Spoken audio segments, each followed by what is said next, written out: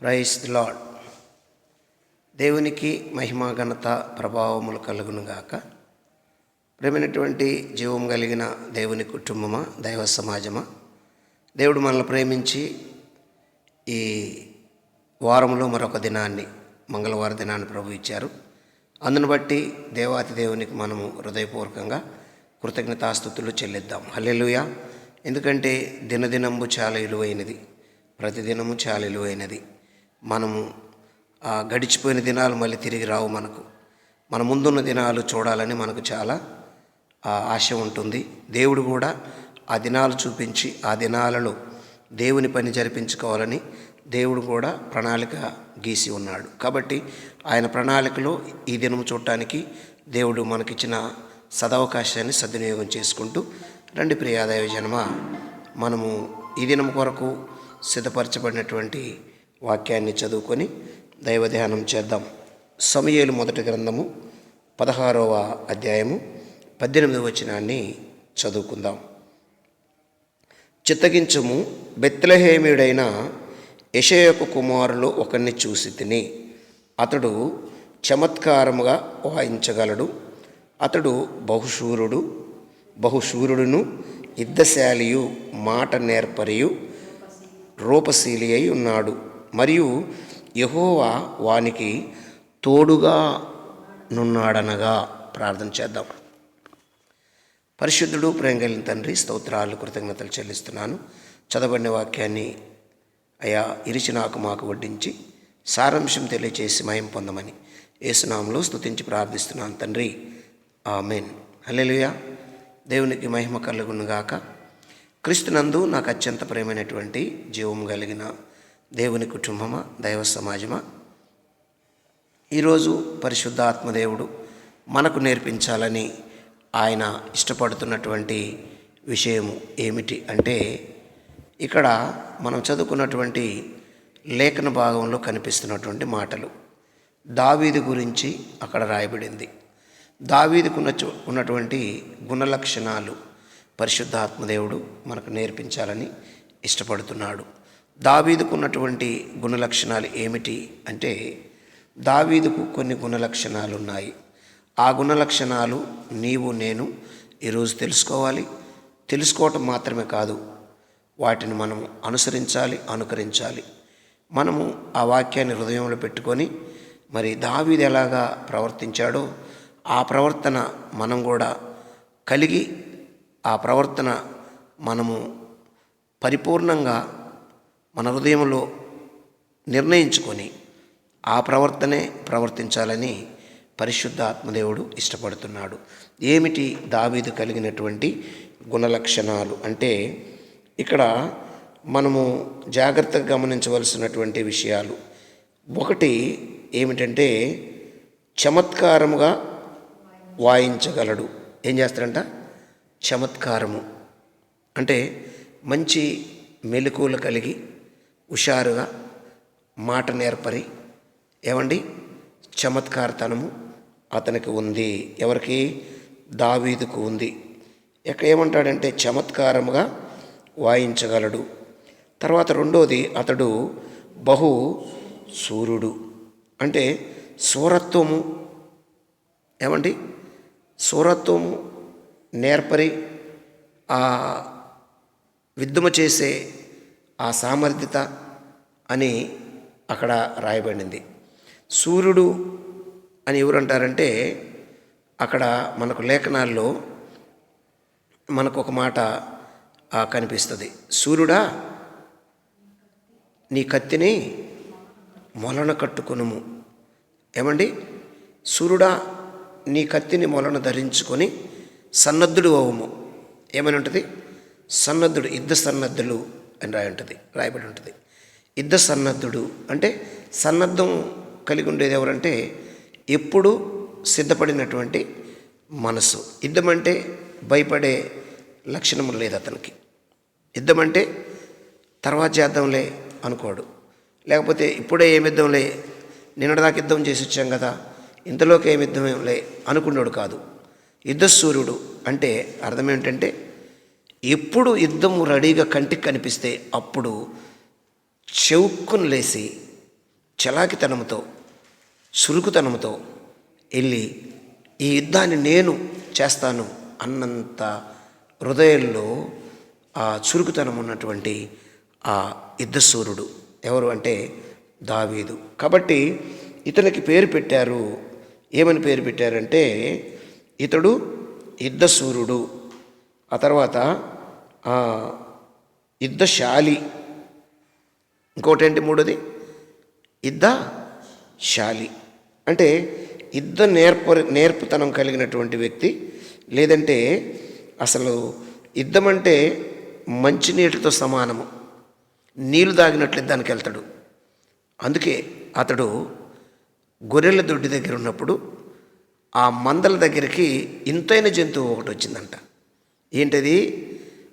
సింహము తోడేలి, సింహము ఎలుగుబంటి రూపము కలిగిన ఇంత జంతువు వచ్చిందంట. ఎలుగుబంటి రూపం ఉందంట, సింహం రూపం ఉందంట.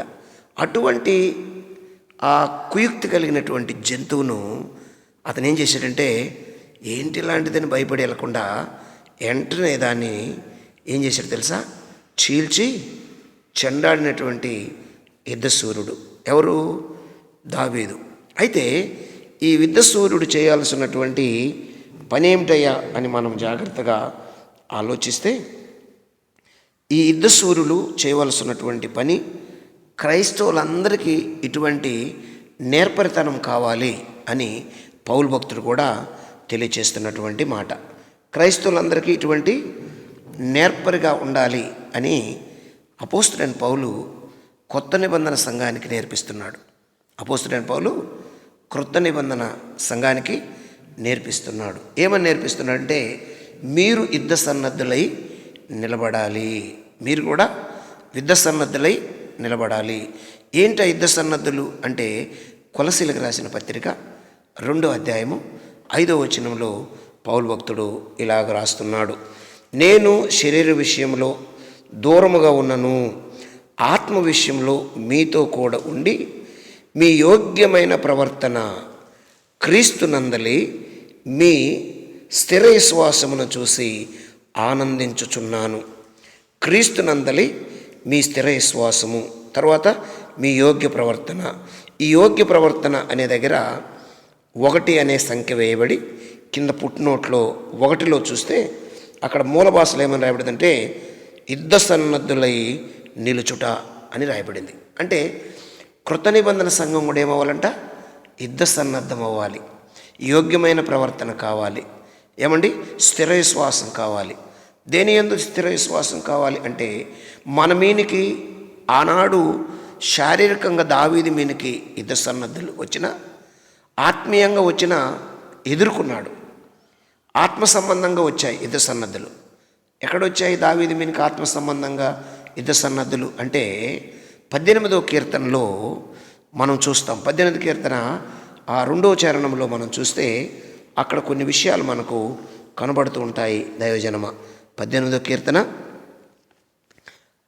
2వ చరణంలో ఏమని కనబడుతుంది అని మనము జాగ్రత్తగా గమనిస్తే అక్కడ దావీదు ప్రార్థన చేస్తున్నటువంటి విషయాలు. యెహోవా 2వ వచనం చూద్దాం.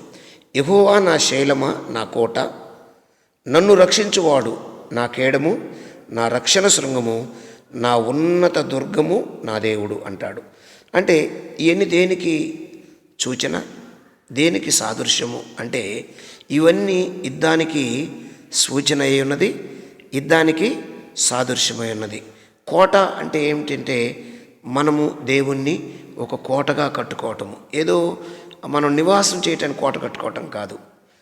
మనము యుద్ధానికి వెళ్ళినప్పుడు మనకు ఆ కోట దగ్గర దాక్కొని యుద్ధం చేయటానికి ఒక కోట, యెహోవాయే కోట, యెహోవాయే నా రక్షణ శృంగము, నన్ను తప్పించువాడు, నన్ను కాపాడువాడు అని ప్రార్థన చేస్తూ ఇంకా కిందకి వెళ్తే 3వ వచనంలో తర్వాత 2వ వచనంలో ఏమంటాడంటే నేను ఆశ్రయించి ఉన్న నా దుర్గం అన్నాడు. దుర్గం అంటే అర్థం ఏంటి? ఆయన దాగుకొనటానికి. ఇక 3వ చరణానికి వెళ్తే కీర్తనీయుడైన యెహోవాకు నేను మొరపెట్టగా ఆయన నా శత్రువుల చేతి నుండి నన్ను రక్షించును అన్నాడు. కీర్తనీయుడైన యెహోవాకు నేను మొరపెట్టగా నా శత్రువుల చేతి నుండి ఆయన నన్ను రక్షించను అని ఇక్కడ రాయబడినటువంటి మాట. ఎలా రక్షించాడంటే మరణపు పాశ్యములు నన్ను చుట్టుకొనగను. ఏంటంట? మరణ పాశ్యములు చుట్టుకున్నాయంట. మరణ పాశ్యములు ఎక్కడి నుంచి వచ్చాయి ఈ పాశ్యములు?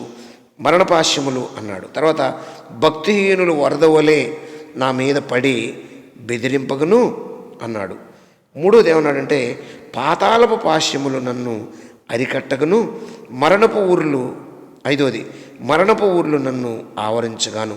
ఇవన్నీ ఎక్కడి నుంచి వచ్చినాయంటే పాతాళం నుండి వచ్చినాయి. పాతాళం నుంచి ఎవరు తెస్తారు? భౌతికమైన శరీరంతో ఉన్న వాళ్ళు పాతాళకి వెళ్ళగలరా? వెళ్ళి బయటికి రాగలరా అంటే రారు. ఎవరు అంటే దురాత్మలు. ఇది మనకి ఎఫెసీ పత్రిక 6వ అధ్యాయము 12వ వచనం నుండి 18వ వచనం వరకు కనబడుతుంటుంది. అయితే ఈ దురాత్మల సమూహము, ఈ దురాత్మలు ఎక్కడి నుంచి వచ్చాయంటే పాతాళం నుండి వచ్చి అక్కడ పాశ్యములని కట్లు తెచ్చి దావీదుకు కట్టినప్పుడు ఇప్పుడు శారీరకంగా యుద్ధం చేయటం మానేసి ప్రార్థన చేస్తున్నాడు. నేను ఆయనకు మొర్రపెట్టాను, ప్రార్థన యుద్ధం చేస్తున్నాడు. ఈ ప్రార్థన యుద్ధము మనము చేయాలి. ఈ ప్రార్థన యుద్ధమే చేయటానికే మనం యుద్ధ సన్నద్ధులం అవ్వాలి అని ఇక్కడ పౌలు భక్తుడు రాస్తూ పౌలు భక్తుడు చెబుతున్నటువంటి మాట ఏంటిది? పౌలు భక్తుడు చెబుతుంది ఏంటంటే మీరు యోగ్యమైన ప్రవర్తన, అంటే ప్రవర్తన అనేది ఏమిటంటే మూల భాషలో యుద్ధ సన్నద్ధులై నిలుచుట, యుద్ధ సన్నద్ధులై ఉండుట అని రాయబడినటువంటి మాట. కనుక ప్రియాదయ జన్మ ఈ కొలసి పత్రికలోనే 4:12కు వస్తే అక్కడ ఒక మాట పౌలు భక్తుడు తెలియజేస్తున్నాడు. ఏమిటంటే మీలో ఒకడు క్రీస్తు యేసు దాసుడైన ఎపెఫ్రా మీకు వందనములు చెప్పుచున్నాడు. మీరు సంపూర్ణులను ప్రతి విషయములో దేవుని చిత్తమును గూర్చి సంపూర్ణ ఆత్మ నిశ్చయిత గలవారై నిలకడగా ఉండవలనని ఇతడు ఎల్లప్పుడూ మీరు నిలకడగా ఉండవలనని ఇతడు ఎల్లప్పుడూ మీ కొరకు ప్రార్థనలో పోరాడుచున్నాడు. దేవునికి స్తోత్రం కలుగును గాక. ప్రార్థనలో పోరాటం చేయటం, యుద్ధము చేయటం అంటే మోకరించి ప్రార్థన చేయటం. దావీదు భౌతికమైన శత్రువులతో, ఇంత జంతువుతో పోరాటం చేశాడు, యుద్ధం చేశాడు, సన్నద్ధుడయ్యాడు. ఇప్పుడు మనం కూడా ఏం చేయాలంటే యుద్ధ సన్నద్ధులమై పోరాటం చేయాలి. ఆ పోరాటం చేసే విధానంలో మనము ఏం చేయాలంటే నిలకడగా ఉండాలి. అదే మరి మనం చదువుకున్నటువంటి యుద్ధ సన్నద్ధులు. ఎఫెసీ పత్రిక 2:5లో చదువుకున్నాము. అలాగే 2:2లో కూడా ఒక మాటను మనము చదవచ్చు. కొలసీలకు రాసిన పత్రిక 2:2లో ఒక మాట చదువుకుంటే మొదటి నుంచి చదువుకుందాము. కొలసీలకు రాసిన పత్రిక 2:2లో లేదంటే మొదటి నుంచి. మీ కొరకును లవోదికీయుల వారి కొరకును శరీర రీతిగా నా ముఖము చూడని వారందరి కొరకును నేను ఎంతగా పోరాడుచున్నానో మీరు తెలుసుకొని కోరుచున్నాను. వారు ప్రేమయందు అతకబడి సంపూర్ణ గ్రహింపు యొక్క సకల ఐశ్వర్యము కలిగిన వారై దేవుని మర్మమై ఉన్న క్రీస్తును స్పష్టంగా తెలుసుకుని వారై తమ హృదయములలో ఆదరణ పొందవలనని వారందరి కొరకు పోరాడుచున్నాను. ఈ పోరాటం ఏంటంటే ప్రార్థనలో పోరాటము. దేవునికి స్తోత్రం కలుగును గాక. ప్రార్థనలో పోరాడాలి, దేవుని కొరకు పోరాడాలి. ఈ పోరాటమే దావీదులో ఉంది. దావీదు ఎవరితో పోరాడుతుందంటే కనిపించని దురాత్మ సమూహములతో పోరాడుతున్నాడు. పాతాళపు పాశ్యపు కట్లు తెచ్చినటువంటి దురాత్మ సమూహములతో పోరాడుతున్నాడు. ఈరోజు నీవు నేను పోరాడాలి. ఎవరితో పోరాడాలి అంటే దురాత్మ సమూహములతో మనము పోరాడాల్సినటువంటి అవసరము ఉన్నది. హల్లెలూయా. ఎవరితోనండి? దురాత్మ సమూహములతో పోరాడాలి. ఈ క్రైస్తవుల మీద జరుగుతున్న దాడులు, దురాత్మలు అవతల వారిని ప్రేరేపించి దురాత్మలు మరి అవతల వారిని రెచ్చగొడుతున్నాయి. ఆ దురాత్మలు మనము పాతాళ పాశ్యములను తెచ్చికట్టి దావీదును ఎలాగ బంధించాలనుకుంటే దావీదు మొరపెడితే మరి ఆయన నోట అగ్ని వచ్చి కాల్చివేసి దహించిందో, ఆయన నోట పొగ వచ్చి ఆ చీకటి శక్తులను భక్తిహీనులు కాల్చిందో, ఈరోజు సత్య సంబంధాల మీద జరుగుతున్నటువంటి దాడి, అందరూ ఒకే బోధలోకి రాకుండా ఆపుతున్నటువంటి దురాత్మలను నశించట కొరకు, వాటిని నిర్వీర్యమైపోవటం కొరకు మనమేం చేయాలి తెలుసా? ప్రార్థనలో పోరాడాలి. దేవునికి స్తోత్రం కలుగును గాక. ఏమండి, క్రైస్తవులందరూ ఆర్థికంగా బలపడినట్లు మనం ప్రార్థన చేయాలి. క్రైస్తవులందరూ వాక్యములు స్థిరపడినట్లు మనం ప్రార్థన చేయాలి. దురాత్మలతో మనందరము క్రీస్తు బిడ్డలం కాబట్టి మనం పోరాడాల్సి ఉంది. మన సహోదరులతో కాదు, దురాత్మ శక్తులతో మనం పోరాడాలని అందరూ ఏక ప్రార్థనలోకి వచ్చినట్లు మనం ప్రార్థన చేయాలి. అదే మనం నేర్చుకుంటున్నటువంటి ప్రార్థన. కాబట్టి ప్రియాదయజనం, అటువంటి ప్రార్థన మనం చేయాలని, అటువంటి ప్రార్థన దావీదు జీన్స్లో అది ఇమిడి ఉన్నదనే విషయాన్ని పరిశుద్ధాత్మదేవుడు మనకు తెలియజేస్తున్నాడు. ఈరోజు దావీదు మీద ఉన్న అభిషేకం మన మీద ఉంది కాబట్టి, దావీదు ఆరాధిస్తున్న దేవుని మనం ఆరాధిస్తున్నాం కాబట్టి అటువంటి పోరాటం చేయాలి. మనుషుల మీద ఈర్ష్య, ద్వేషము, కోపము, కక్ష పెంచుకోవటానికి కలుగచేస్తున్న దురాత్మల శక్తులు నశించిపోవాలని, యేసుక్రీస్తు రక్తములో నిర్వీర్యమైపోవాలని మనందరం ప్రార్థన చేయాలి. రండి ప్రియాదయజన్మ, అటువంటి ప్రార్థన చేయడానికి మనము ముందుకొద్దాం. అటువంటి ప్రార్థన చేద్దాం. చిన్న ప్రార్థన.